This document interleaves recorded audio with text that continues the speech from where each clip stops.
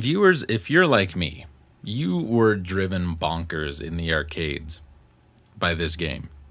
Now, this mixed up marble marathon is ready for your Nintendo. The challenge? To roll your marble to the hidden goal line on 6 treacherous 3D raceways. Every corner is a cliffhanger and every second counts. Each raceway is a unique maze of tricky terrain and marble menaces. Can you stay in control as you hunt for the goal? You'll teeter up, down, and around narrow ramps and ridges. Sneak past hungry Marble Munchers. Battle nasty Steelies for the right of way. It's enough to make you lose your marbles. Beat the clock in a battle against time, or fight a friend's marble to the finish. Either way you play, you'll be right on the edge to the very last edge. Or so the box says in Rare and Milton Bradley's Marble Madness, released in 1989. Oh boy, this is another one that was on 1.5 million consoles. 1.5 million consoles. I mean, really. They invented new consoles just to put this game on. Electronic Arts published a version. Tiger Electronics released one. Nintendo had one. There was an arcade one, obviously. There was a Game Boy Color, Commodore 64, Game Gear, Master System. It was on the Apple II. Just tons and tons of different platforms for Marble Madness. And rightfully so. This was an interesting and fun game. Very frustrating to us young gamers in 1989, but very, very fun. It's an arcade game. Started out designed by Mark Cerny, published by Atari Games in '84. We have to guide our little marble through 6 courses, populated with obstacles and enemies within a certain time limit. Now, in the arcade, we controlled our marble by using a trackball. Marble Madness, known for using innovative game technologies at the time. It was Atari's first game to use the Atari System 1 hardware and to be programmed in C. The game was also one of the first to use true stereo sound. Previous games used either mono sound or simulated stereo. Designing the game, Cerny drew inspiration from miniature golf and racing games, and artwork by M.C. Escher. He aimed to create a game that offered a distinct experience with unique control system. So Cerny applied kind of a minimalist approach in designing the appearance of the game's courses and enemies. Throughout development, though, he was frequently impeded by limitations in technology and had to forego several design ideas. Upon its release, Marble Madness was commercially successful and became very profitable in the arcades. Praise among critics focused on the game's difficulty, unique visual design, and the aforementioned stereo sound. The game was ported to numerous platforms and inspired the development of other games. A sequel was developed and planned for release in 1991, but canceled when local testing showed the game could not succeed in competition with other titles, unfortunately. So Marble Madness, you've probably noticed, is a isometric platform game. We manipulate our little marble from a third-person perspective and just try and make it to the end of the level. When we complete a race, before the time runs out, the leftover time gets added to our allotted time for the next race in single-player mode. You can also do this in 2-player mode, competitive mode. Courses are populated with various objects and enemies. As the game progresses, the courses become increasingly difficult and introduce more enemies and obstacles. Each course has a distinctive visual theme. For example, the first race, titled Practice, is a simple course that is much, much shorter than the others, while the 5th race, named Silly, features polka dot patterns and is oriented in a direction opposite from the other courses. That's so silly. Marble Madness, worked on, as we said, by Mark Cerny, was the lead designer, and Bob Flanagan was their software engineer. Cerny and Flanagan handled programming the game. It uses, as we mentioned, the Atari System 1 and interchangeable circuit boards, control panels, and artwork.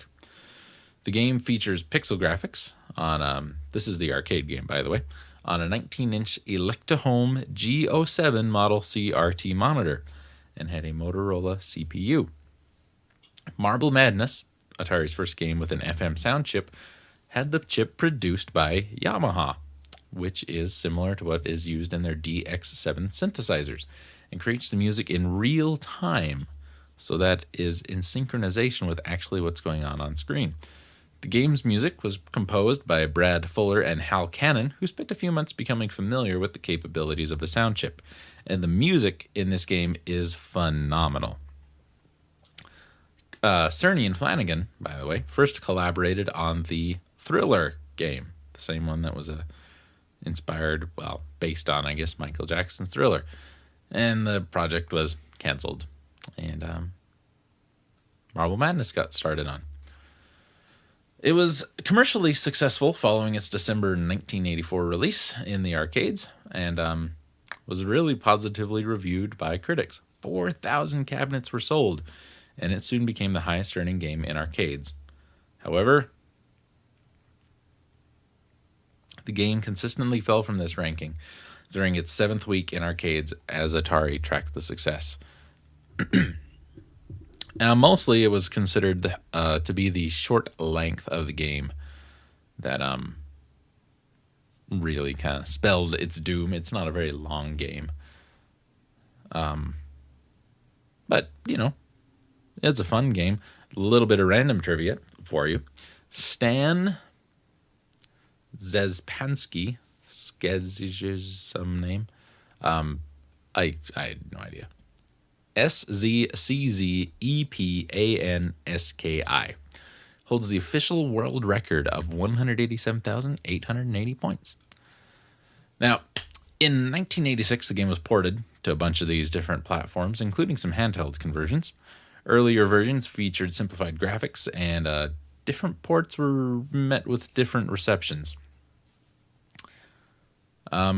Most of the versions of the game, according to some reviewers, were not as fun without the trackball, which, can make sense. It's a little goofy to control a marble running downhill at an angle with the D-pad. So, that's okay, but what can you do, right? You work with what you got. Also, some of the visuals were kind of poor in other ports, as was the collision detected.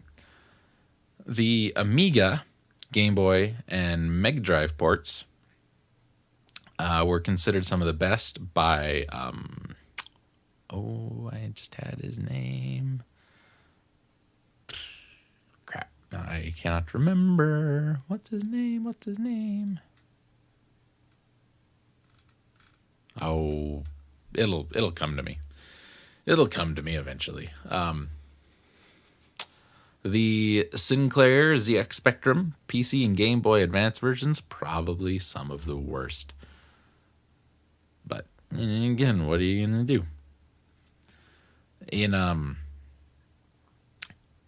2003, Marble Madness was included in the multi-platform Midway Arcade Treasures, which has a compilation of games from Williams, Midway, and Atari, all arcade games. Electronic Arts released a mobile phone port of the game in 2010 that has additional levels with different themes and new items that augment gameplay. Marble Madness, being as big as it was, obviously did end up inspiring some other games. Such games are often described as in terms that relate to Marble Madness. Melbourne House's Gyroscope and Electric Dreams Software's Spin Dizzy were the first such games, and both met with pretty good reception. In 1990, Rare released Snake Rattle and Roll, which incorporated elements similar to Marble Madness. Also, great game. And Super Monkey Ball uses similar gameplay based on rolling a ball around, but adds other features like mini games and monkeys and, all that other silly nonsense. If you have not played Marble Madness, even if it's one of the ports, you are really missing out. This belongs, I think, if I were to make a must-play NES game list, this would be on the list. Possibly in the top 25. Can't say. I'll have to sit down and make the list. And maybe we'll do that when we're done with this project. Maybe not.